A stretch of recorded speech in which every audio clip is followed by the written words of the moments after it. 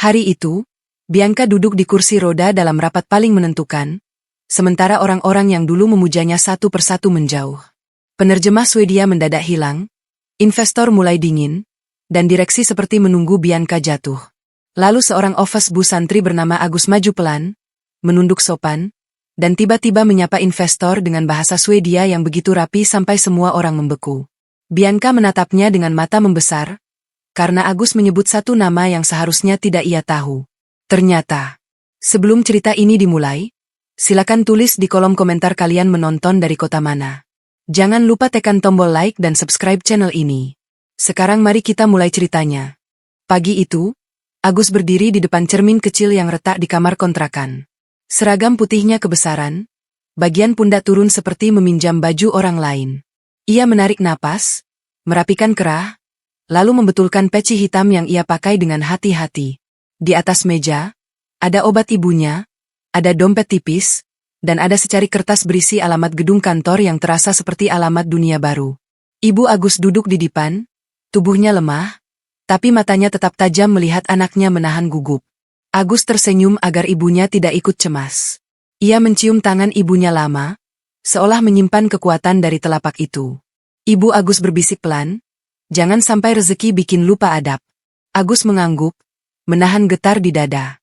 Ia keluar rumah, melangkah melewati gang sempit, menahan rasa minder karena sepatu hitamnya kusam. Namun di setiap langkah, ia mengulang satu niat yang sama, kerja halal, bayar utang, jaga ibu. Di dalam angkot, Agus memeluk map tipis berisi surat diterima kerja. Ia duduk rapat di pojok, menunduk, mendengar orang-orang membicarakan harga beras dan cicilan. Setiap kali kendaraan berhenti, Agus melihat orang baru naik dengan pakaian rapi, membawa tas kerja, wajah mereka seperti terbiasa dengan gedung tinggi dan ruangan dingin ber-AC. Agus menelan ludah, lalu menatap keluar jendela, berusaha tidak terlihat kecil.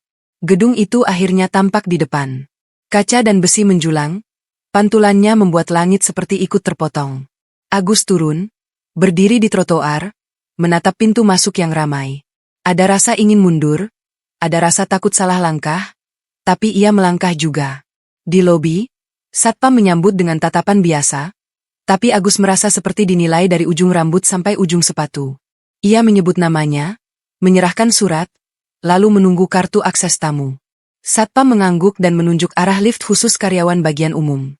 Agus mengucap terima kasih, lalu berjalan pelan, menahan tangan yang sedikit berkeringat. Lorong kantor bersih seperti baru disapu setiap menit. Bau pengharum ruangan terasa tajam. Agus melewati meja resepsionis, lalu masuk ke ruang kecil tempat staf umum memberi arahan. Seorang perempuan berwajah tegas menyerahkan daftar tugas tanpa banyak senyum. Suaranya datar, seolah Agus hanya tambahan barang yang bisa diganti kapan saja. Agus membaca cepat. Tugas pertama, menyiapkan ruang rapat eksekutif lantai atas untuk pertemuan investor asing. Menyusun air, memeriksa dokumen, menata kursi, dan memastikan semuanya rapi. Agus mengangguk, lalu mengambil troli kecil. Ia mendorongnya menuju lift, memegang gagang troli sekuat memegang keyakinan. Saat lift terbuka di lantai atas, hawa dingin langsung memukul wajahnya. Karpet tebal membuat langkahnya nyaris tak bersuara. Di sepanjang lorong, pintu-pintu ruangan terlihat mahal, kaca buram, dan lampu putih menggantung rapi. Agus berhenti sebentar di depan ruang rapat besar, menelan napas, lalu masuk dengan langkah ringan. Ruang rapat itu luas, jendela kaca besar menampilkan kota seperti lukisan. Kursi kulit tersusun mengelilingi meja panjang. Layar presentasi menyala menunggu. Agus mulai bekerja, menata gelas, merapikan map, meluruskan pulpen agar sejajar. Ia melakukannya dengan teliti, seperti menata sajadah sebelum sholat. Tiba-tiba pintu terbuka. Beberapa orang masuk, berbicara cepat dengan nada yang terasa tajam. Agus menepi, menunduk, melanjutkan kerja seolah tidak ada. Namun dari sela suara itu, ia menangkap kalimat yang membuat jantungnya berdegup. Investor Swedia datang hari ini. Penerjemah belum ada. Kalimat itu bukan sekadar info, tapi seperti batu yang dijatuhkan ke dalam air tenang. Agus diam, tangan tetap bergerak. Ia menaruh botol air di tempatnya, lalu merapikan kertas. Ia tidak boleh terlihat mendengar, karena ia baru hari pertama, dan orang seperti dirinya mudah disalahkan. Di ujung ruangan, seseorang masuk belakangan. Agus sempat melihat dari sudut mata. Perempuan muda, cantik, rapi, duduk di kursi roda. Rambutnya tersisir sempurna, blazer gelap melekat di tubuhnya dengan elegan. Wajahnya tenang, tapi mata itu seperti menembus siapapun tanpa perlu suara. Orang-orang yang tadi ramai mendadak lebih pelan bicara, seperti menahan napas. Agus menunduk lebih dalam. Ia tahu siapa perempuan itu walau belum pernah bertemu. Nama itu sering muncul di berita, di layar televisi warung, di pembicaraan orang kantor bagian bawah. Bianca. Agus menelan ludah. Ia tidak ingin menarik perhatian, tapi tubuhnya justru kaku. Ia melanjutkan menata, berusaha tenang. Saat ia membungkuk mengambil tisu di dekat kaki meja, ia melihat sebuah map terbuka sedikit. Logo perusahaan di sampulnya jelas. Di dalamnya ada lembar kontrak yang halaman akhirnya seperti baru diganti. Kertasnya terlalu putih, terlalu baru dibanding lembar sebelumnya. Agus tidak langsung bereaksi. Ia menutup map itu pelan, seolah sedang merapikan, bukan menyembunyikan. Ia berpura-pura mengecek posisi map lain, lalu mendorong troli keluar untuk mengambil tambahan air. Di lorong, Agus melewati pintu yang setengah tertutup. Dari celahnya, ia mendengar bisik-bisik yang lebih pelan, tapi justru lebih berbahaya. Kalau deal gagal, dia jatuh. Sekarang waktu paling pas. Agus menggenggam gagang troli lebih kuat. Napasnya terasa berat, tapi wajahnya tetap datar. Ia berjalan seperti office bu biasa yang tidak mengerti apa-apa. Namun di dalam kepalanya, ada perasaan ganjil, seperti ada tangan tak terlihat yang sedang menuntunnya masuk ke sebuah urusan besar yang bukan kelasnya. Saat Agus kembali masuk ke ruang rapat membawa air tambahan, Bianca menoleh. Tatapan mereka bertemu sepersekian detik. Agus menunduk cepat, tapi detik singkat itu cukup membuat lehernya merinding. Tatapan Bianca bukan tatapan orang sombong. Itu tatapan orang yang sedang bertahan di tepi jurang, dan sedang mencari siapa yang mendorongnya. Agus menaruh air di meja dengan rapi. Tangannya sedikit gemetar, tapi ia menahan. Ia melangkah mundur, lalu keluar ruangan tanpa suara. Di balik pintu, Agus berhenti sebentar, memejam, mengucap istighfar pelan. Ia tidak tahu apa yang akan terjadi setelah rapat ini dimulai, tapi ia merasa hari pertamanya sudah berubah menjadi sesuatu yang jauh lebih gelap dari sekadar menyapu lantai dan mengangkat gelas.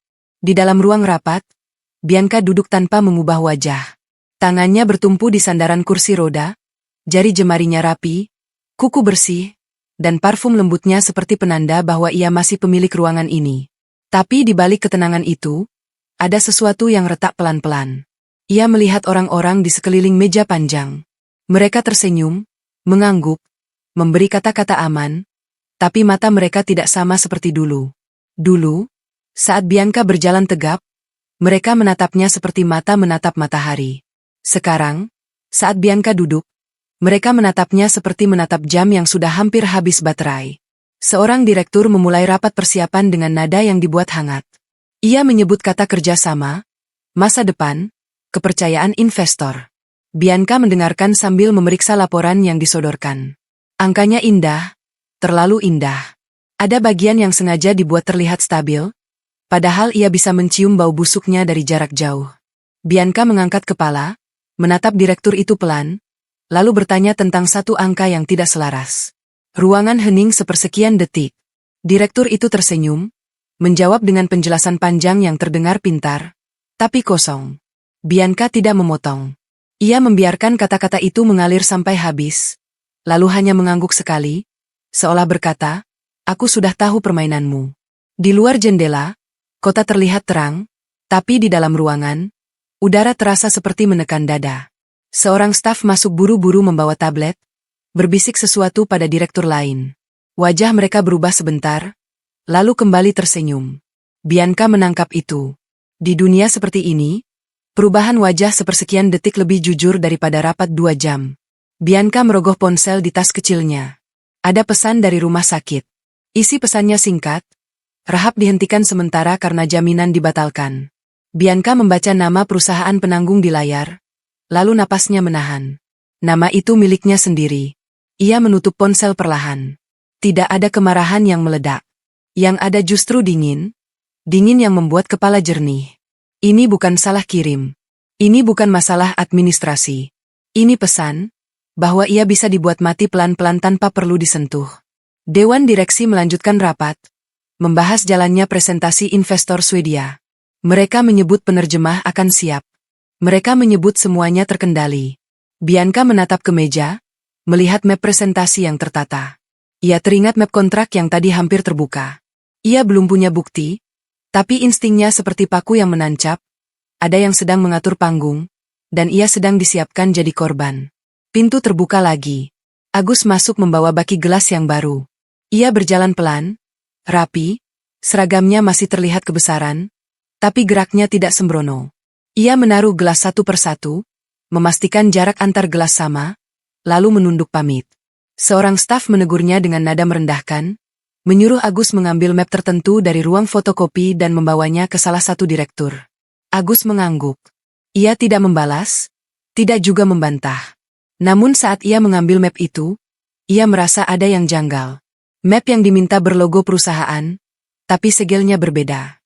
Warnanya sedikit lebih pudar, seperti sudah dibuka lalu ditempel ulang. Agus menahan tangan, menatapnya sekilas, lalu melirik ke arah lemari map lain. Ia melihat map lain dengan kode yang sama, tapi segelnya masih utuh, dan sudutnya masih rapi. Agus menghela napas pelan. Ia tidak mengerti permainan kantor, tapi ia mengerti satu hal, kalau ada yang sengaja membuat kesalahan, orang paling bawah sering jadi kambingnya. Ia memilih map yang segelnya utuh, lalu berjalan menuju ruangan direktur itu. Di lorong, ia melewati dua orang yang sedang bicara pelan. Begitu Agus lewat, suara mereka terputus. Agus tidak menoleh, tapi ia bisa merasakan tatapan di punggungnya seperti jarum. Ia terus berjalan. Di ruangan direktur, Agus menyerahkan map dengan dua tangan, sopan, menunduk. Direktur itu melirik map, alisnya naik sedikit. Wajahnya tetap tersenyum, tapi mata di baliknya berubah, seperti orang yang barusan kehilangan langkah dalam rencana. Agus pamit, lalu keluar. Baru beberapa meter, ponselnya bergetar. Nomor tidak dikenal. Agus tidak mengangkat. Di ruang rapat, Bianca memperhatikan dari kejauhan lewat dinding kaca.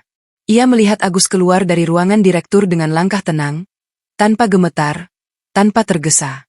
Ia melihat direktur itu menahan sesuatu di wajahnya.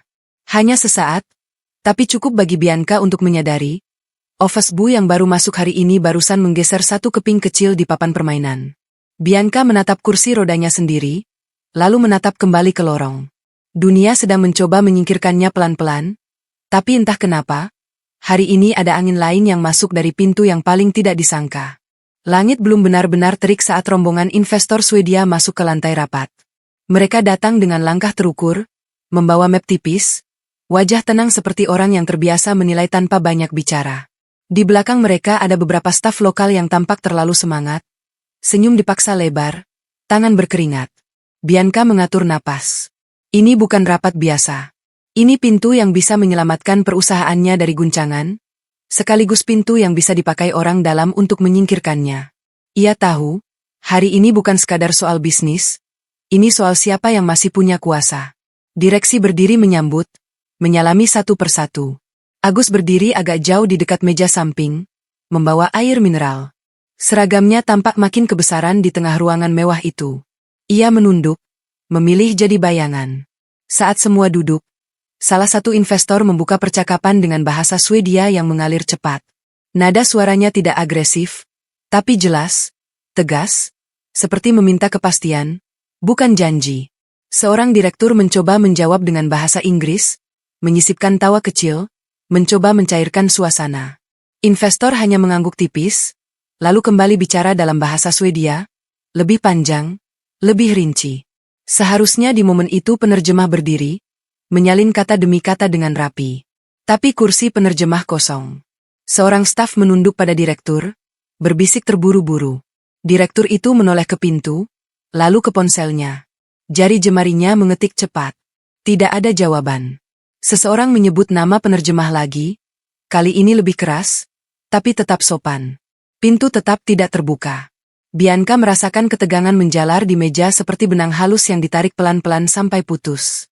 Ia melihat beberapa direksi saling lempar pandang. Ada yang pura-pura sibuk membuka dokumen, Ada yang menatap layar presentasi seolah itu masalahnya. Tidak ada yang terlihat benar-benar panik. Dan itulah yang paling menakutkan. Investor Swedia berhenti bicara. Ia memandang Bianca, lalu memandang direksi lain, menunggu. Di jeda itu, ruangan seperti kehilangan udara. Salah satu direktur tersenyum, meminta maaf dengan bahasa Inggris, bilang ada kendala teknis. Ia menjanjikan penerjemah segera hadir. Investor mengangguk tipis, lalu berkata sesuatu dalam bahasa Swedia dengan nada lebih dingin. Bianca menangkap satu kata yang terdengar seperti kekecewaan. Bianca membetulkan posisi duduknya di kursi roda. Ia ingin berdiri, bukan secara fisik, tapi secara wibawa. Ia mulai bicara dalam bahasa Inggris, kalimatnya tajam, jelas, dan profesional. Ia jelaskan garis besar rencana kerjasama, proyeksi, dan nilai tambah. Investor mendengarkan, tapi dari tatapan mereka, Bianca tahu, mereka tetap ingin detail yang lebih dalam, dan mereka ingin itu dalam bahasa mereka. Ponsel seorang staf bergetar. Ia menunduk, lalu wajahnya berubah seperti kertas. Ia berbisik pada direktur, penerjemah tidak bisa dihubungi, tidak tahu di mana. Kalimat itu seperti palu. Direksi mulai saling menyalahkan, tapi masih dibungkus sopan. Ada yang menuding bagian umum, ada yang menuding jadwal, ada yang menuding keamanan.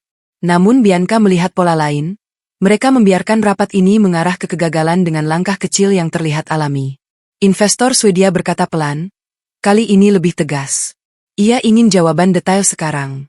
Ia menatap Bianca, seolah memberi kesempatan terakhir. Beberapa pemegang saham yang hadir sebagai pengamat mulai gelisah. Ada yang mengetuk pulpen pelan. Ada yang menarik napas berat. Agus, dari sudut ruangan, mendengar semuanya. Ia mengerti bahasa Swedia itu. Tidak semua kata, tapi cukup untuk tahu arah pembicaraan. Dan lebih dari itu, ia merasakan ketidakadilan yang sedang ditanam di depan mata, ketidakadilan yang dibuat rapi agar terlihat seperti kebetulan. Ia menunduk, menahan diri. Ia bukan siapa-siapa. Ia hanya Ofesbu hari pertama. Tapi ada sesuatu yang bergetar di dadanya saat melihat Bianca yang berusaha kuat sementara orang-orang di sekelilingnya diam-diam mengikis sandaran. Bianca mengangkat tangan sedikit, meminta waktu. Ia ingin menenangkan situasi, tapi suaranya tertahan oleh tatapan direksi yang seolah berkata, biarkan saja jatuh. Di momen itu, investor Swedia menyebut satu kalimat yang membuat ruangan hening. Agus tahu kalimat itu bukan sekadar pertanyaan, itu ultimatum yang dibungkus sopan. Jika jawaban tidak jelas, mereka akan pergi. Agus menarik napas. Tangannya menggenggam baki sampai jemarinya memutih. Ia melangkah satu langkah maju, lalu berhenti. Ia menoleh sekilas ke arah Bianca. Wajah Bianca tidak meminta tolong, tapi matanya seperti menahan runtuh. Agus menunduk sopan, lalu berkata pelan, suaranya hampir tidak terdengar di awal. Ia menyapa investor dalam bahasa Swedia yang rapi, memperkenalkan diri dengan kata-kata yang tepat, lalu meminta izin untuk membantu menerjemahkan agar rapat tidak terhambat. Ruangan membeku. Beberapa direksi menatap Agus seperti menatap kesalahan yang tiba-tiba hidup. Investor Swedia terdiam, lalu tersenyum kecil, senyum orang yang baru melihat sesuatu yang tidak terduga. Ia membalas dengan bahasa Swedia, bertanya dari mana Agus belajar. Agus menjawab singkat, tetap sopan, tetap rendah.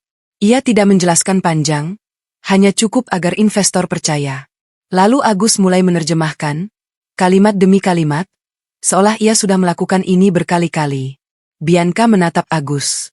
Matanya membesar, mulutnya terbuka tanpa sadar. Bukan hanya karena Agus fasih, tapi karena aksennya halus, dan karena Agus menyebut satu istilah yang hanya dipakai orang yang pernah benar-benar hidup di lingkungan itu. Seorang direktur menahan wajahnya agar tetap tersenyum, tapi urat di lehernya menegang. Agus tidak melihat itu. Ia fokus pada kata-kata. Tapi di balik kata-kata itu, tanpa ia sadari, ia baru saja menarik satu paku dari rencana yang disusun rapi. Dan paku yang tercabut itu membuat seluruh papan mulai berderit. Kalimat demi kalimat mengalir dari mulut Agus dengan tenang, seolah ia hanya memindahkan air dari satu gelas ke gelas lain. Ia tidak menambah, tidak mengurangi, hanya membuat dua bahasa bertemu tanpa saling melukai. Investor Swedia mendengarkan lebih rileks, kepala mereka mengangguk sesekali, dan untuk pertama kalinya sejak rapat dimulai, ketegangan yang menempel di dinding terasa berkurang. Direksi ikut tersenyum, Tapi senyum mereka tidak seragam. Ada yang senyum karena lega, ada yang senyum karena terpaksa. Bianca tetap menatap layar presentasi, namun sebenarnya ia menatap Agus lewat pantulan kaca. Dada Bianca berdebar pelan, bukan karena rapat kembali terkendali, melainkan karena satu hal kecil yang baru ia sadari. Agus tidak terlihat gugup sama sekali. Padahal ruangan ini bisa membuat manajer senior gemetar. Agus seperti sudah mengenal suhu ruang ini, seperti sudah pernah berdiri di tengah meja panjang seperti ini, hanya saja hidup membawanya kembali dengan seragam yang jauh lebih sederhana. Investor Swedia yang paling tua, rambutnya abu dan rapi, mencondongkan tubuh. Ia bicara lebih panjang dalam bahasa Swedia, lalu menyebut nama sebuah tempat. Hanya satu kata, nama kota kecil yang tidak biasa keluar dalam rapat bisnis, dan kata itu jatuh ke meja seperti ken yang memantul keras.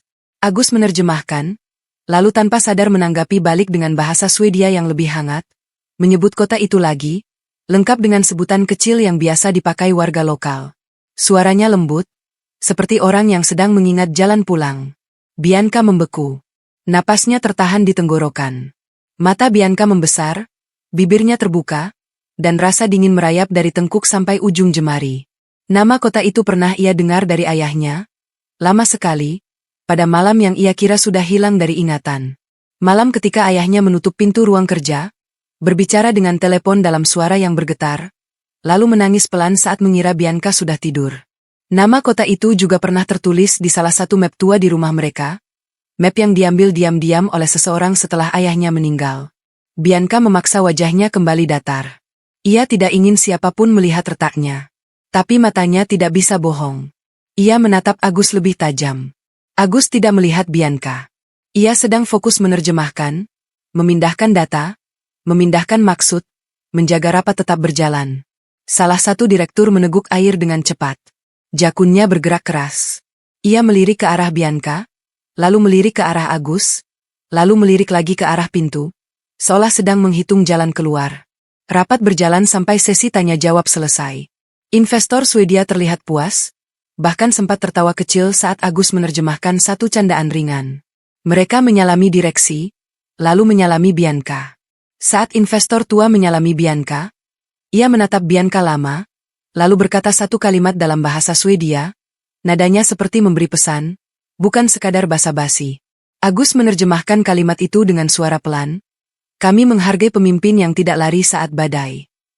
Bianca mengangguk, tapi matanya tetap menahan sesuatu. Begitu investor keluar, suasana berubah lagi. Direksi yang tadi ramah mendadak sibuk, suara mereka pelan tapi cepat, seperti kumpulan orang yang sedang menyusun ulang rencana yang barusan rusak.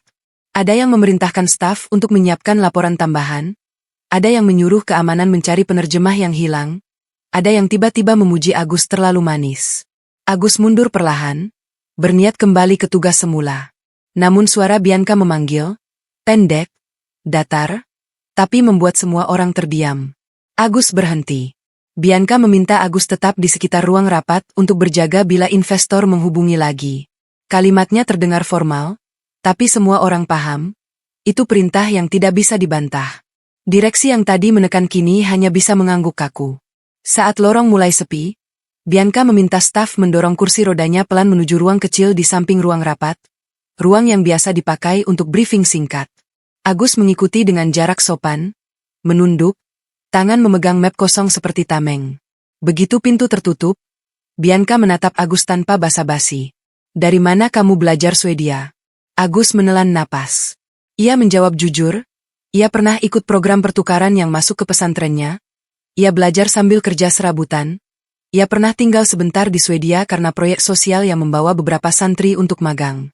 Agus menyebut nama lembaga yang membawanya. Nama lembaga itu membuat Bianca semakin pucat. Karena Bianca ingat, nama itu pernah ada dalam catatan ayahnya, tertulis dengan tinta yang mulai pudar, bersama satu kalimat pendek yang tidak pernah sempat Bianca mengerti. Bianca menahan tangannya agar tidak bergetar. Agus melihat perubahan wajah Bianca, lalu buru-buru menunduk lebih dalam, takut ia terlalu lancang. Ia meminta maaf kalau tadi melangkah tanpa izin. Ia bilang ia hanya takut rapat gagal dan perusahaan rugi. Kalimatnya polos, tapi ketulusannya seperti menampar ruangan yang penuh kepalsuan. Bianca menatap Agus lama, lalu berkata pelan agar suaranya tidak pecah. Ia tidak bertanya lagi. Ia hanya menyuruh Agus kembali bekerja, tapi dengan satu tambahan yang membuat Agus heran. Kalau ada yang menyuruh kamu melakukan hal aneh, lapor ke saya. Agus mengangguk, menerima tanpa banyak kata. Ia keluar ruangan dengan langkah tertib, tapi saat pintu menutup, Bianca menutup mata sebentar. Dadanya sesak, bukan karena bisnis, tapi karena masa lalu yang selama ini ia kubur. Barusan mengetuk pintu dengan bahasa Swedia. Di ujung lorong, Agus baru menyadari ponselnya bergetar lagi. Nomor tidak dikenal muncul sekali, lalu hilang. Ia memasukkan ponsel kembali, melanjutkan langkah, tidak tahu bahwa sejak ia menyebut nama kota itu, ada mata lain yang menyalakan alarm di dalam gedung. Sejak rapat itu, Agus tidak lagi dianggap udara. Ia belum naik jabatan, belum punya kartu akses khusus, tapi cara orang memandangnya berubah. Di pantry, obrolan berhenti saat ia lewat. Di lorong, beberapa staf menatapnya lama, lalu cepat-cepat menunduk seolah takut ketahuan. Agus tetap berjalan seperti biasa, menahan perasaan tidak enak yang menggantung seperti asap. Sore hari, bagian umum memanggil Agus dan memberinya tugas tambahan. Alasannya sederhana, karena Agus dianggap punya kemampuan bahasa yang bisa membantu kalau investor Swedia kembali menghubungi. Agus mengangguk, tapi ia melihat cara staf itu berbicara tidak tulus, seperti sedang menjalankan perintah orang lain. Saat ia kembali ke ruang loker kecil di belakang pantry, Agus menemukan sesuatu yang membuat tangannya dingin. Sebuah amplop coklat terselip di celah pintu lokernya. Tidak ada nama, tidak ada tanda. Hanya tebal, seperti berisi uang. Agus menatap sekeliling. Lorong belakang itu sepi. Kamera CCTV ada, tapi arah lensanya tidak tepat menghadap lokernya. Seolah ada yang sengaja menaruhnya di titik buta. Agus membuka amplop pelan. Di dalamnya ada uang tunai, jumlahnya besar untuk ukuran gajinya yang baru akan keluar akhir bulan. Ada juga secari kertas yang tulisannya rapi, tanpa emosi. Jangan ikut rapat lagi. Jangan dekat-dekat Bianca. Kamu tetap office bu. Jantung Agus berdetak keras. Ia bukan anak kecil yang mudah dipancing uang, tapi ia juga bukan orang yang kebal takut. Ia memikirkan ibunya di rumah, obat yang makin mahal, utang pesantren yang belum lunas. Uang itu seperti pintu keluar yang menggoda. Namun bayangan wajah ibunya muncul lebih dulu daripada angka-angka di pikirannya.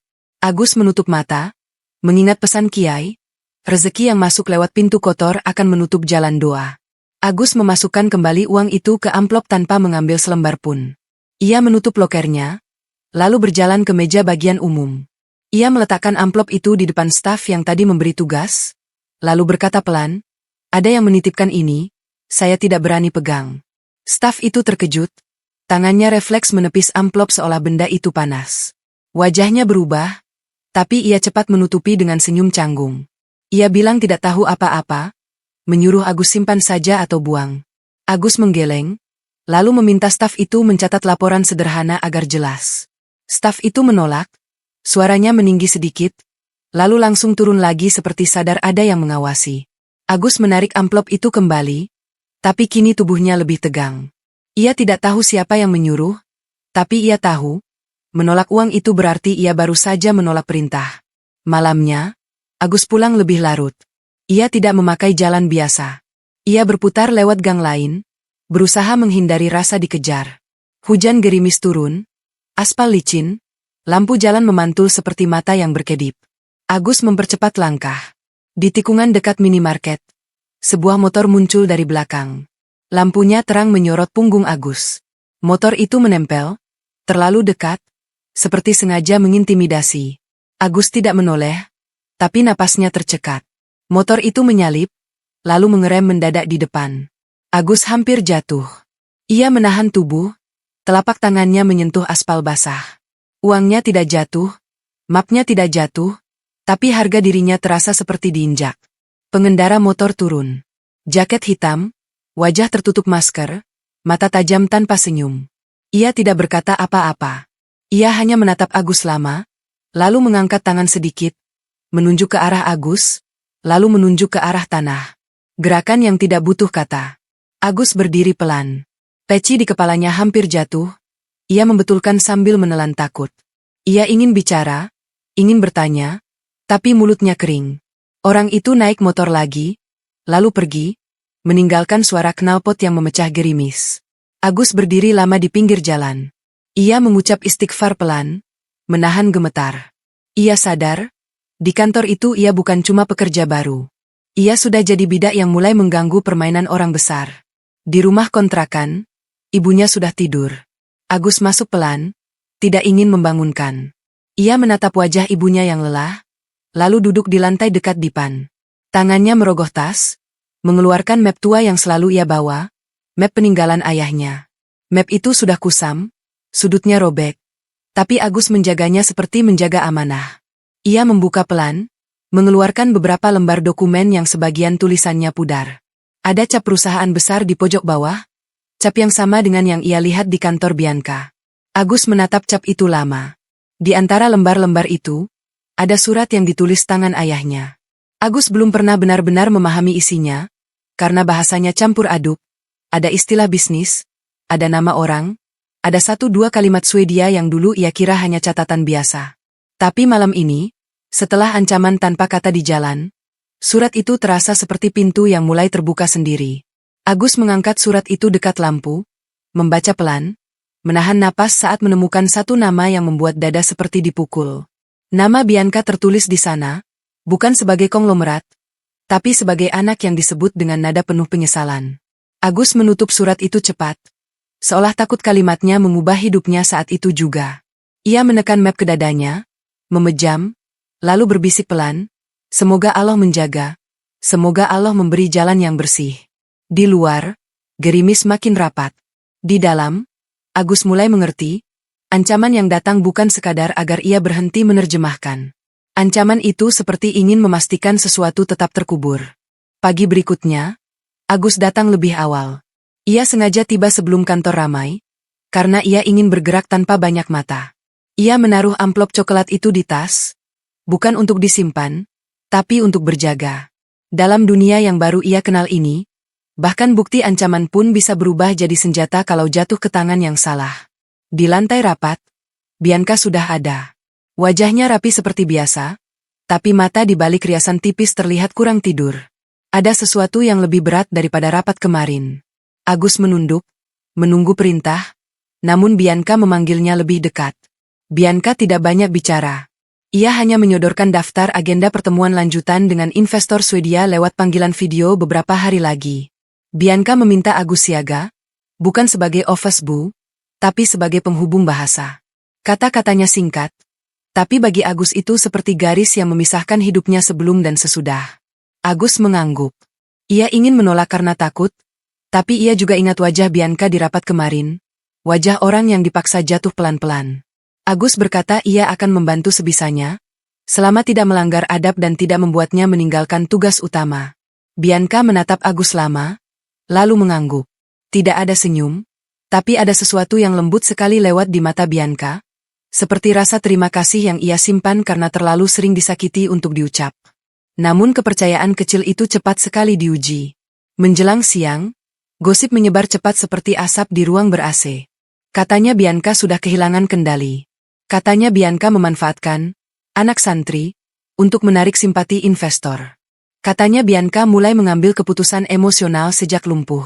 Agus mendengar bisik-bisik itu saat ia lewat pantry, saat ia mengangkat kardus air, saat ia menyapu. Ia tidak membalas, tapi jantungnya terasa berat.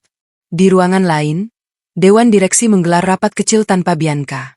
Agus tidak tahu isi rapat, tapi ia melihat 1-2 orang keluar dengan wajah puas, seperti orang yang baru mengunci pintu dan menyimpan kuncinya di saku sendiri. Sore hari, Bianca meminta Agus mengantar beberapa dokumen ke ruangannya.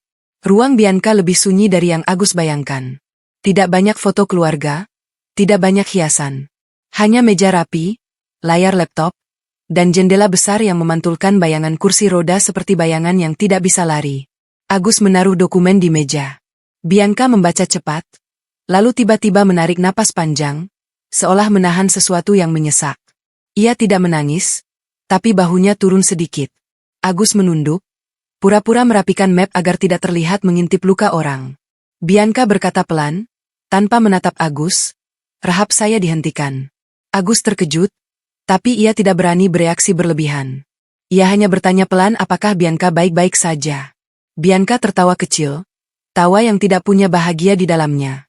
Bianca berkata semua orang bilang ia kuat, tapi mereka lupa, kuat tidak berarti kebal. Agus menggenggam ujung map. Ia ingin berkata banyak, tapi kata-kata baik pun bisa salah tempat di kantor seperti ini. Ia hanya berkata pelan, semoga Allah memudahkan. Bianca diam. Lalu untuk pertama kalinya, Bianca menoleh langsung pada Agus. Tatapannya tidak tajam seperti kemarin.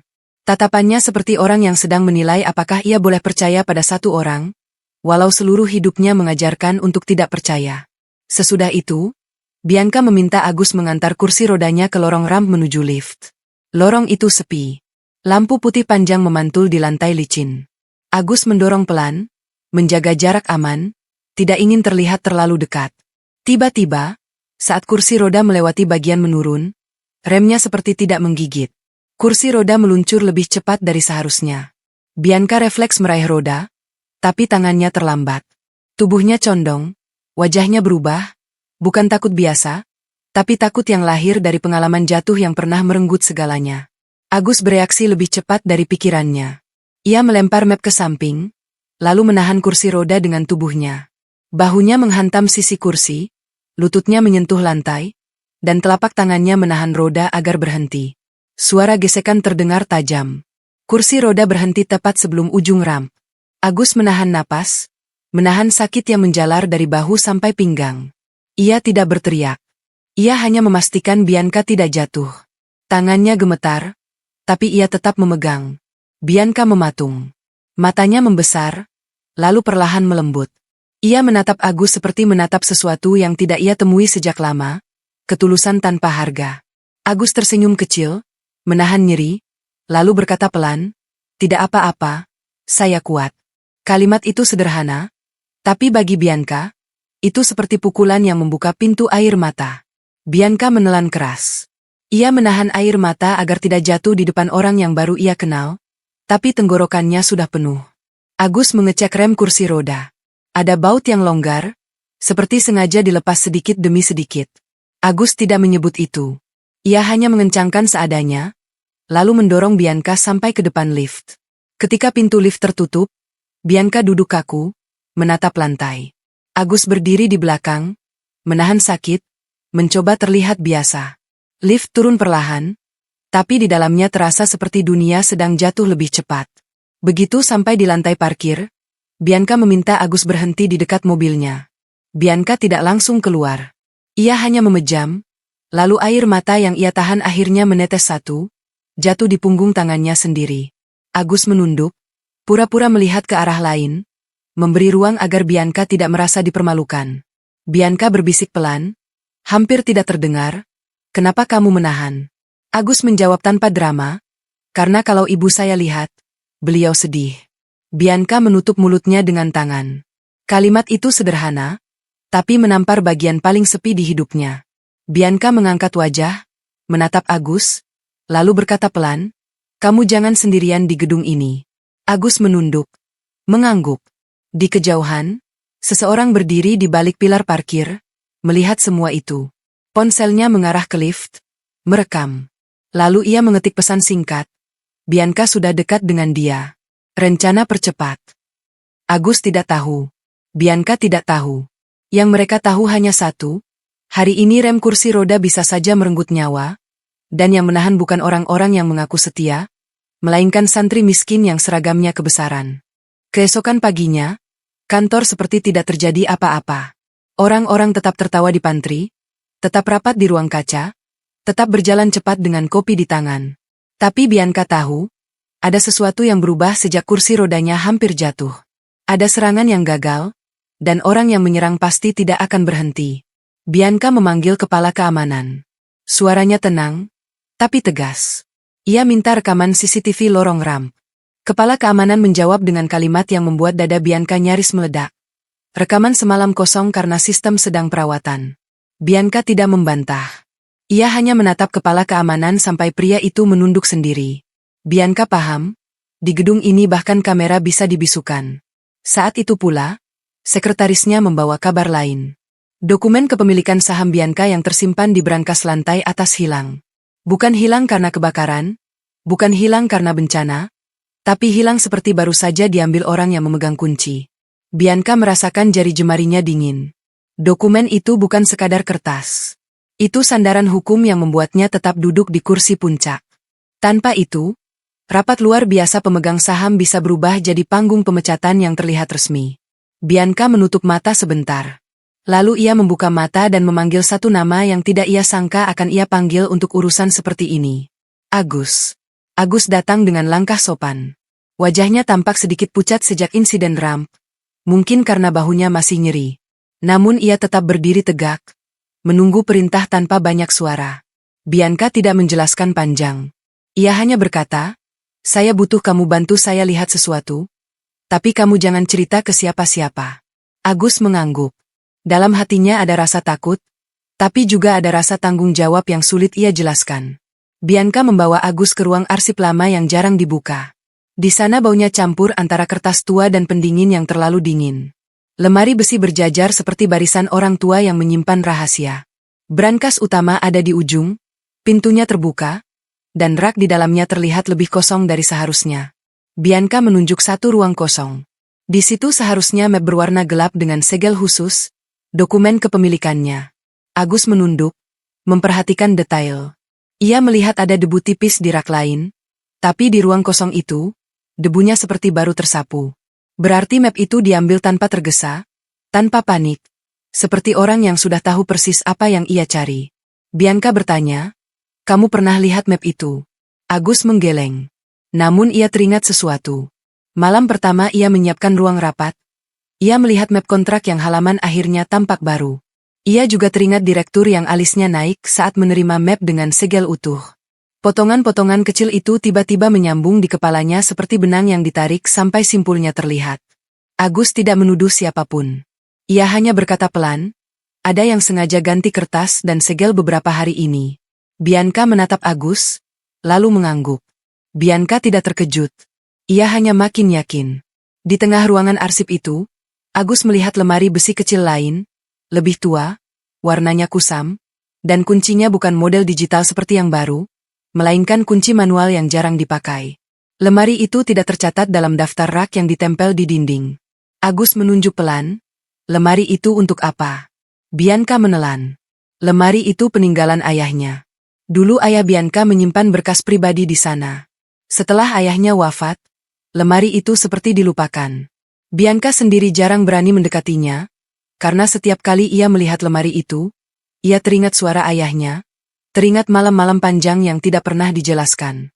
Bianca meminta kepala keamanan membuka. Kepala keamanan berkata kuncinya tidak ada. Bianca menatapnya lama, lalu menyuruhnya pergi. Ketika hanya tersisa Bianca dan Agus, Bianca berkata pelan, "Coba kamu lihat apakah bisa dibuka tanpa merusak." Agus menunduk, menahan ragu. Ia bukan ahli kunci. Tapi di pesantren, ia sering membantu memperbaiki lemari tua, mengganti engsel, memperbaiki gembok. Agus memeriksa lubang kuncinya, lalu menarik napas. Ia memasukkan kawat kecil dari penjepit map yang ia luruskan, menggerakkan perlahan, bukan untuk membobol, tapi untuk mencari celah. Tidak butuh lama. Kunci itu seperti tidak benar-benar terkunci. Seolah orang yang terakhir membukanya sengaja membiarkannya mudah diakses untuk waktu tertentu. Pintu lemari berderit saat terbuka. Di dalamnya ada map-map tua, beberapa foto yang sudah menguning, dan satu buku catatan tipis yang sampulnya sobek. Di antara map itu, ada satu amplop putih dengan cap lembaga asing. Capnya mirip dengan nama lembaga yang Agus sebut saat rapat Swedia. Bianca memejam. Dadanya sesak. Agus mengambil amplop itu dengan dua tangan, menyerahkannya pada Bianca. Bianca membuka perlahan. Di dalamnya ada salinan surat, tulisan tangan ayahnya, dan satu lembar dokumen berbahasa Swedia yang membuat mata Agus ikut tertarik. Agus membaca sekilas, lalu wajahnya berubah. Kalimat Swedia itu bukan kalimat biasa. Itu seperti perjanjian, seperti kesepakatan yang mengikat, lengkap dengan nama pendiri perusahaan dan beberapa nama orang yang sekarang duduk di dewan direksi. Bianca memegang surat ayahnya lebih kuat. Tangannya mulai gemetar. Ia tidak menangis, tapi napasnya patah-patah. Agus ingin mundur memberi ruang, namun Bianca menahan dengan suara pelan, "Jangan pergi dulu." Agus berhenti. Bianca menatap Agus, lalu bertanya dengan suara yang hampir pecah, Kamu kenal lembaga ini dari mana? Agus menunduk, menjawab pelan. Dari pesantren. Dulu lembaga ini yang memilih beberapa santri untuk program pertukaran. Agus salah satunya. Tapi Agus tidak pernah tahu kenapa namanya dipilih. Karena ia bukan yang paling pintar, bukan yang paling menonjol. Ia hanya rajin dan diam. Bianca menatap Agus lama. Lalu Bianca berkata, ayah saya pernah kerja sama dengan lembaga ini. Diam-diam. Tidak ada yang tahu. Bahkan saya pun baru tahu setengahnya. Agus menelan. Ia teringat map tua peninggalan ayahnya di rumah, cap perusahaan, kalimat Swedia, dan nama Bianca yang tertulis dengan nada penyesalan. Potongan itu kembali menekan dadanya. Bianca menggenggam surat ayahnya, lalu menatap Agus lagi. Kali ini bukan tatapan pemimpin pada bawahan, tapi tatapan manusia pada manusia. Bianca berkata pelan, kalau dokumen saham saya hilang, saya akan dijatuhkan. Dan saya mulai yakin, orang-orang yang ingin menjatuhkan saya juga yang menghilangkan penerjemah, juga yang merusak rem kursi roda. Agus mengangguk perlahan.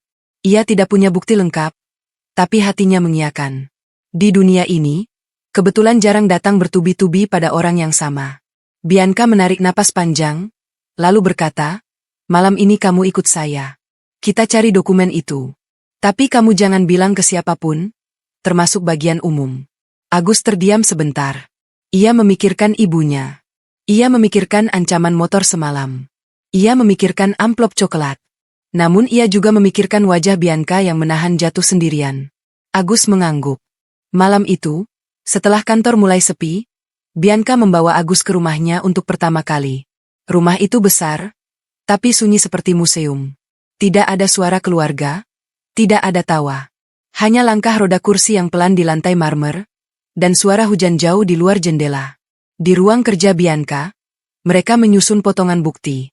Bianca membuka laptop, Agus membuka salinan dokumen Swedia dari lemari ayah Bianca. Agus menerjemahkan bagian demi bagian dengan suara pelan. Semakin jauh mereka membaca, semakin jelas satu hal. Ada nama direksi yang muncul dalam perjanjian lama. Ada catatan tentang warisan. Ada kalimat yang menyebutkan bahwa posisi pemimpin perusahaan harus mengikuti amanah tertentu. Jika tidak, kerja sama investor Swedia bisa dibatalkan. Bianca menutup laptop perlahan. Matanya berkaca-kaca, tapi ia menahan. Ia menatap Agus, lalu berkata dengan suara hampir tidak terdengar, selama ini saya pikir saya sendirian karena lumpuh. Ternyata saya sendirian karena ada yang sengaja membuat saya merasa sendirian. Agus menunduk. Dadanya nyeri, bukan karena bahu, tapi karena rasa iba yang tidak bisa ia ucapkan. Bianca lalu berkata satu kalimat yang membuat Agus diam. Kalau kamu memang bagian dari cerita ini, maka kamu juga sedang diincar. Agus menggenggam mapnya sendiri lebih kuat, seolah map itu bisa melindungi. Ia tidak tahu seberapa jauh bahaya akan datang. Namun malam itu, di rumah yang sunyi, Agus dan Bianca mulai berdiri di sisi yang sama, melawan sesuatu yang jauh lebih besar dari mereka. Pagi rapat luar biasa itu datang dengan langit yang terlalu terang, seperti mengejek orang yang sedang tenggelam. Bianca duduk di kursi roda di depan ruangan rapat utama. Kali ini bukan rapat investor, tapi rapat pemegang saham. Kursi-kursi terisi wajah-wajah yang biasanya ramah di kamera, tapi hari ini tatapan mereka dingin, seolah semua sudah diputuskan sebelum pintu ditutup. Di sisi meja, beberapa direksi duduk rapi, map tebal di depan mereka, wajah dibuat prihatin. Kata prihatin selalu menjadi baju terbaik untuk menutupi niat menyingkirkan. Agus tidak duduk di kursi rapat. Ia berdiri di luar, dekat pintu, memakai seragam putih yang sama, tapi kali ini ia tidak menunduk karena minder. Ia menunduk karena menahan gelombang di dadanya. Map tua peninggalan ayahnya ada di tas, dan salinan dokumen Swedia ada di dalam saku dalam jaket tipisnya. Ia tidak berniat jadi pahlawan. Ia hanya tidak ingin kebenaran mati karena orang kecil takut. Rapat dibuka dengan kalimat manis. Ketua rapat memuji Bianca sebagai pemimpin muda yang pernah membawa perusahaan melejit. Lalu kalimat manis itu berubah menjadi daftar masalah yang disusun seperti tangga menuju jurang. Penurunan saham. Kebocoran data. Hubungan mitra yang goyah. Gangguan operasional. Kesehatan Bianca yang disebut seolah beban. Semua dipakai untuk menekan Bianca pelan-pelan, agar ia terlihat seperti penyebab, bukan korban. Bianca mendengarkan tanpa memotong. Wajahnya tenang, tapi di bawah meja, tangannya mengepal. Ia ingin bicara, ingin menjelaskan, tapi ia tahu, penjelasan di ruangan ini sering dipelintir jadi pengakuan. Salah satu direktur berdiri. Suaranya berat, dibuat seolah tulus. Ia bilang perusahaan butuh stabilitas. Ia bilang investor butuh kepastian. Ia bilang mereka perlu pemimpin yang bisa bergerak cepat dan hadir penuh. Kalimat itu sengaja dipilih agar kursi roda Bianca terasa seperti bukti kegagalan. Lalu ia mengumumkan kandidat pengganti, seorang pria yang selama ini jadi bayangan di belakang keputusan penting. Ruangan bergumam pelan. Beberapa pemegang saham mengangguk, seolah lega karena akhirnya ada alasan yang terlihat rapi untuk mengganti Bianca. Bianca menarik napas. Di kepalanya, ia melihat semua kejadian beberapa minggu terakhir seperti potongan kaca, penerjemah hilang, kontrak yang halaman akhirnya berganti, rahap yang dibatalkan oleh anak perusahaan, rem kursi roda yang longgar, dokumen saham yang raib. Semua seperti rangkaian yang tidak mungkin disebut kebetulan. Ketua rapat meminta Bianca menanggapi. Bianca membuka mulut, tapi sebelum suara keluar, direktur yang sama menyela, mengatakan waktu terbatas, dan meminta voting dipercepat. Bianca menatapnya tajam. Untuk pertama kalinya, ia ingin berteriak. Tapi yang keluar hanya kalimat dingin, saya minta hak bicara saya dihormati. Ruangan hening sejenak. Lalu ketua rapat mengangguk, tapi wajahnya tampak seperti orang yang terpaksa memberi kesempatan pada terdakwa. Bianca mulai bicara. Suaranya tidak tinggi, tapi jelas. Ia menyebut ada sabotase internal. Ia menyebut ada upaya sistematis untuk menjatuhkannya. Namun saat ia menyebut kata sabotase, beberapa orang tersenyum kecil, senyum yang membuat darah Bianca panas. Senyum yang berkata, buktikan, kalau tidak, kamu hanya mengarang. Bianca menelan pahit. Di saat itu, pintu ruangan terbuka. Agus masuk. Langkahnya tenang, tapi suaranya tidak memohon. Ia meminta izin bicara sebagai saksi teknis yang terlibat dalam komunikasi investor Swedia. Orang-orang menoleh cepat. Ada yang mengerutkan kening, ada yang tersenyum meremehkan, ada yang langsung menatap ke arah direksi seolah menunggu isyarat untuk mengusir. Salah satu direksi berkata, ini rapat pemegang saham, bukan tempat untuk ofesbu. Agus menunduk sopan, lalu bicara pelan namun tegas. Ia bilang, investor Swedia hadir sebagai pengamat, dan ada dokumen perjanjian lama yang berkaitan langsung dengan rapat ini. Ia menyebut bahasa Swedia lagi, menyebut nama lembaga, menyebut nama kota yang pernah membuat Bianca pucat. Investor Swedia yang duduk di sisi ruangan mendadak menegakkan tubuh. Ketua rapat terdiam. Ia menatap investor, lalu menatap Agus. Karena dalam dunia seperti ini, satu perubahan postur investor bisa lebih kuat daripada 1000 kata. Agus melangkah ke meja. Ia mengeluarkan map tebal, menaruhnya di depan ketua rapat. Tangannya tidak gemetar. Ia membuka map, menampilkan salinan dokumen Swedia yang ia temukan di lemari lama ayah Bianca. Ada tanda tangan pendiri perusahaan, ada cap lembaga, ada bagian yang menyebut klausul kepemimpinan dan amanah warisan. Agus menerjemahkan bagian penting dengan suara pelan. Setiap kata yang ia ucapkan membuat beberapa direksi kehilangan warna di wajah. Salah satu direksi mencoba menyela, mengatakan dokumen itu tidak valid. Agus tidak membantah dengan emosi. Ia hanya menoleh ke investor Swedia dan meminta investor mengonfirmasi. Investor berdiri. Ia bicara dalam bahasa Swedia, panjang, tegas, dan saat Agus menerjemahkan, ruangan seperti berubah menjadi ruang sidang. Investor mengakui dokumen itu asli. Ia juga menyebut bahwa kerjasama mereka bergantung pada penghormatan terhadap amanah pendiri perusahaan. Jika amanah dilanggar, mereka menarik diri, dan itu berarti kerugian besar. Ketua rapat menelan. Direksi yang tadi percaya diri kini saling lempar pandang, mencari celah untuk lari. Tapi Agus belum selesai. Ia mengeluarkan satu foto inventaris brankas, daftar nomor dokumen yang dicoret, serta catatan waktu akses brankas yang menunjukkan ada pembukaan tidak wajar pada malam tertentu. Bianca menatap Agus. Dadanya seperti dipukul. Ia tidak menyangka Agus mengumpulkan bukti secepat itu, dengan cara yang rapi, tanpa membuat gaduh, tanpa terlihat mencari perhatian. Salah satu pemegang saham bertanya siapa Agus sebenarnya. Kenapa ia punya akses dan paham semua ini? Agus menunduk, menahan napas. Ia berkata ia hanya menjalankan amanah dari ayahnya, dan ia tidak berniat mengambil apapun. Ia hanya tidak ingin kebatilan disahkan dengan rapat yang terlihat resmi. Kalimat itu membuat ruangan sunyi. Ketua rapat meminta waktu jeda. Namun investor Swedia menolak jeda. Ia meminta rapat lanjut dengan data yang benar. Bianca merasakan pipinya panas, bukan karena malu, tapi karena selama ini ia berperang sendirian, dan tiba-tiba ada orang yang berdiri di depannya, membawa bukti bukan untuk menjatuhkan, tetapi untuk membuka. Di luar ruangan, staf mulai panik. Telepon berdering. Pesan masuk bertubi-tubi. Tapi di dalam, semua mata kini menatap satu hal, map tua yang dibuka Agus, dan nama-nama yang mulai terbaca pelan-pelan dari lembaran yang sengaja disembunyikan. Beberapa direksi mulai berkeringat, dan kursi mereka terasa seperti makin sempit. Agus menutup map pelan, lalu menatap ketua rapat dengan sopan, menunggu keputusan tanpa menantang. Namun ruangan sudah berubah. Ini bukan lagi rapat untuk menggulingkan Bianca. Ini sudah jadi tempat orang-orang diuji dengan kebenaran yang tidak bisa mereka beli.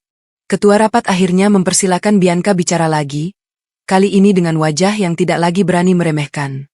Namun Bianca tidak langsung bicara. Ia menatap map di meja, menatap nama ayahnya di dokumen itu, lalu menatap Agus yang berdiri tenang di samping pintu. Di kepala Bianca, masa lalu seperti memutar ulang dirinya sendiri, dan setiap putaran membuat dada semakin sesak. Salah satu direksi mencoba mengambil alih keadaan. Ia berdiri, menunjuk dokumen Swedia itu, lalu berkata mungkin itu dokumen lama yang sudah tidak relevan.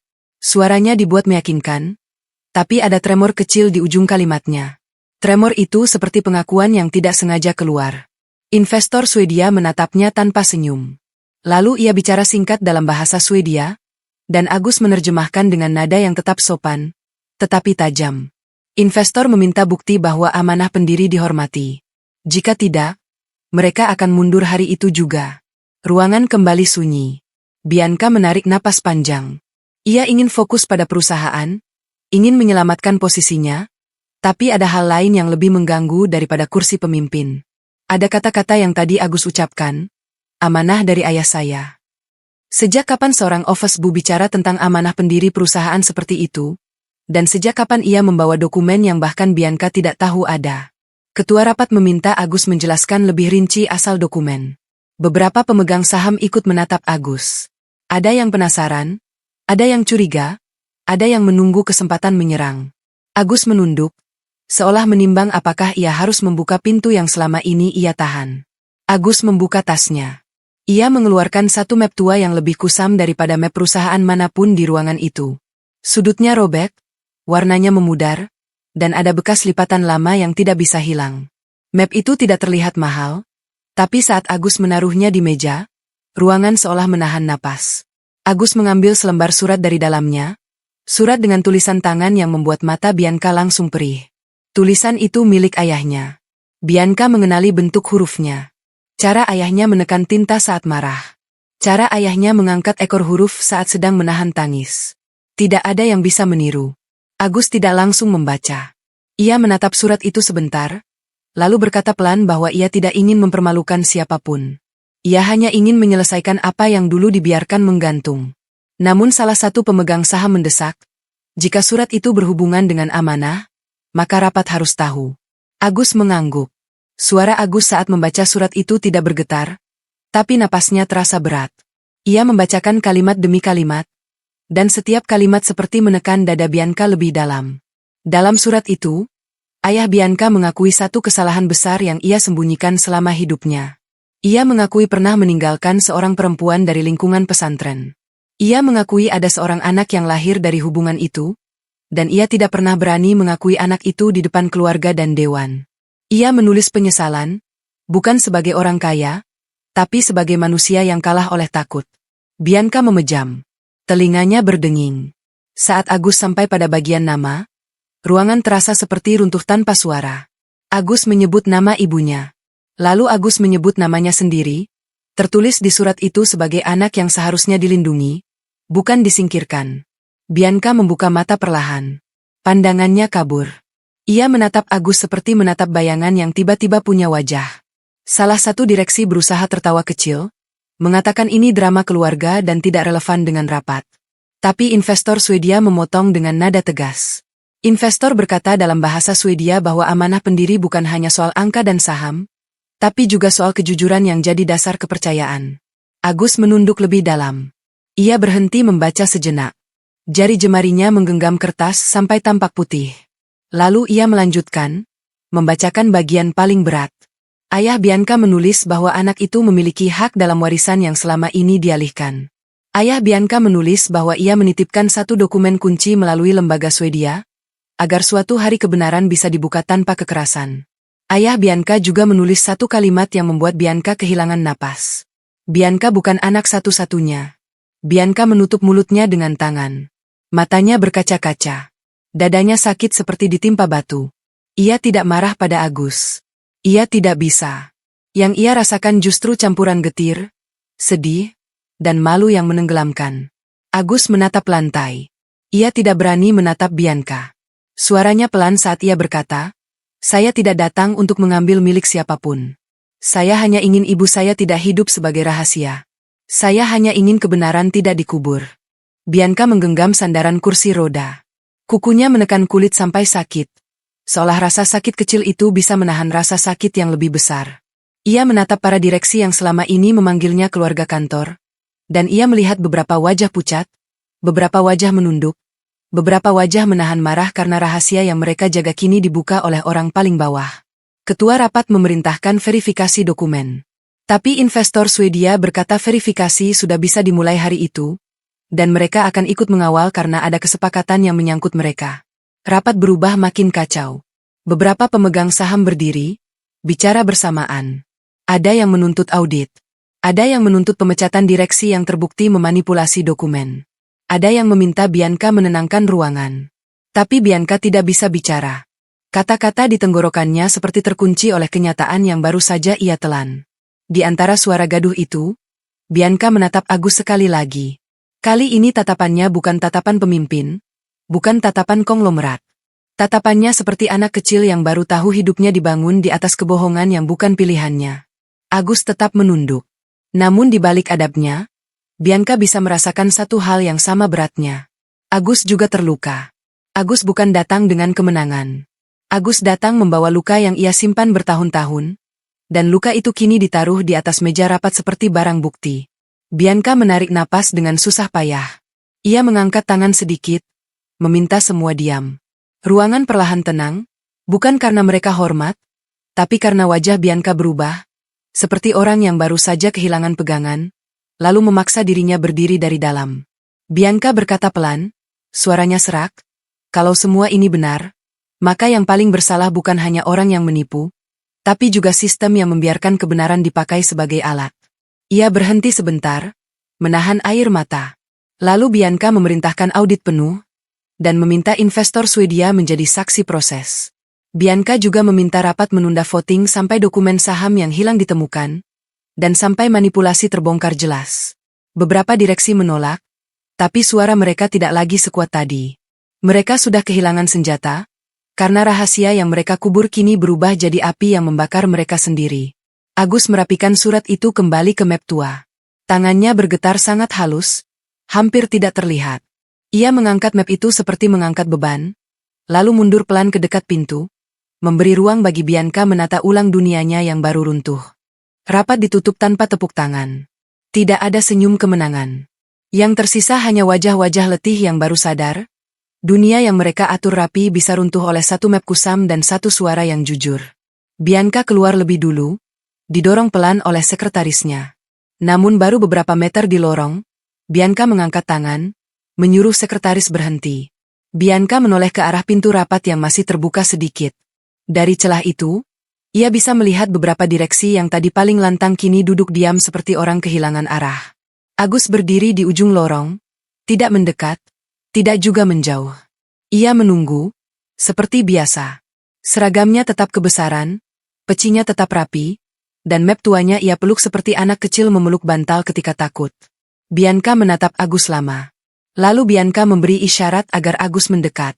Agus melangkah dengan sopan. Ia menunduk, menunggu Bianca bicara. Bianca ingin mengucap banyak, tapi yang keluar pertama justru kalimat yang tidak ia sangka. "Kamu sakit." Agus terkejut. Ia baru sadar bahunya memang masih nyeri sejak menahan kursi roda. Ia menjawab pelan, "Tidak apa-apa." Bianca menggeleng. Ia memanggil staf medis kantor, lalu memerintahkan Agus diperiksa. Agus ingin menolak, tapi tatapan Bianca tidak memberi ruang untuk menolak. Kali ini bukan tatapan tajam, tapi tatapan orang yang ingin menebus sesuatu. Sambil menunggu staf medis datang, Bianca berkata pelan, suaranya lebih rendah daripada biasanya. Terima kasih sudah berdiri waktu saya tidak bisa berdiri. Agus menunduk semakin dalam. Hatinya bergetar, bukan karena dipuji, tetapi karena ia akhirnya mendengar seseorang mengakui bahwa kursi roda tidak pernah membuat Bianca lemah, hanya membuat orang-orang berani menyerang. Staf medis datang. Agus diperiksa singkat, bahunya memar, tidak patah. Bianca tetap terlihat tidak puas, lalu memerintahkan Agus mengambil cuti besok bila perlu. Agus menolak halus, ia bilang ia masih butuh gaji. Bianca terdiam, lalu mengangguk pelan, seolah baru sadar, orang seperti Agus tidak punya kemewahan untuk sakit. Sore itu, Bianca meminta Agus ikut ke rumahnya. Bukan untuk rapat lagi, bukan untuk strategi. Bianca ingin bertemu Ibu Agus. Ia ingin mendengar langsung, bukan dari surat, bukan dari dokumen. Agus ragu, takut ibunya shock, takut luka lama kembali terbuka. Tapi Bianca berkata ia akan datang sebagai manusia, bukan sebagai pemilik perusahaan. Malamnya, untuk pertama kali, mobil Bianca berhenti di gang sempit tempat Agus tinggal. Sopir Bianca tampak kaku, seolah tidak percaya roda mobil mahal masuk ke jalan sekecil itu. Bianca tetap tenang. Agus membukakan pintu, lalu memandu kursi roda melewati jalan yang sedikit berbatu. Tetangga mengintip dari balik pintu. Ada yang berbisik. Agus menahan malu, tapi Bianca tidak memedulikan bisik itu.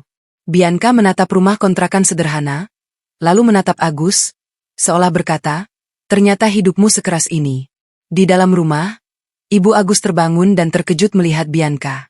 Wajah Ibu Agus pucat, bukan karena takut pada orang kaya, tapi karena ia mengenali aura keluarga itu, aura luka yang dulu pernah membuatnya menangis sendirian.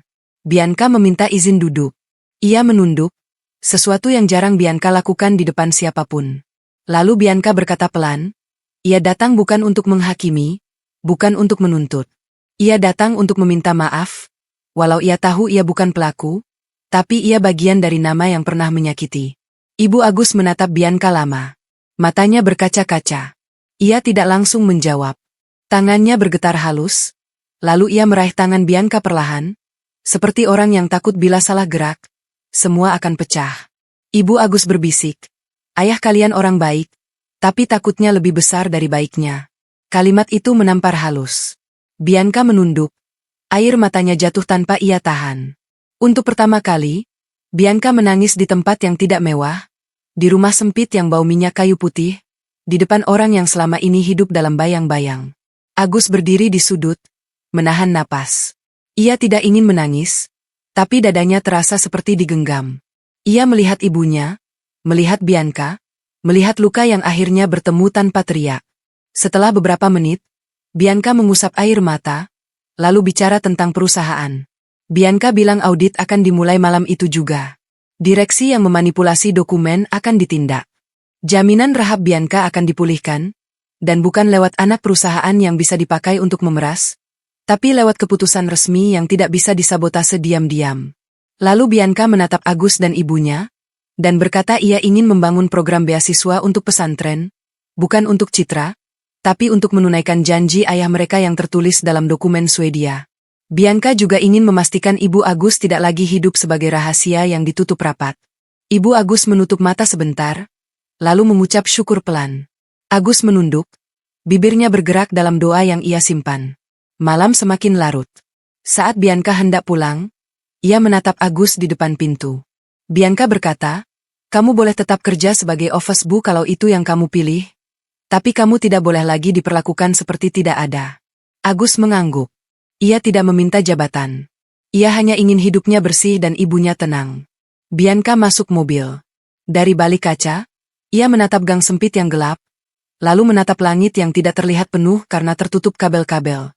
Namun untuk pertama kalinya sejak lumpuh, Bianca merasa ada ruang di dadanya yang longgar. Agus berdiri sampai mobil Bianca hilang dari ujung gang. Ia kembali masuk rumah, melihat ibunya tertidur dengan wajah lebih tenang dari biasanya. Agus duduk di lantai, memeluk map tua itu sebentar, lalu meletakkannya di samping. Ia tidak merasa menang. Ia hanya merasa satu hal yang selama ini jauh akhirnya pulang. Rezeki yang datang bukan lewat uang amplop, bukan lewat jabatan, tapi lewat sabar yang dijaga, adab yang tidak ditinggal, dan doa yang tidak putus. Di luar, malam tetap gelap. Tapi di dalam rumah kecil itu, ada cahaya yang tidak perlu lampu untuk terasa.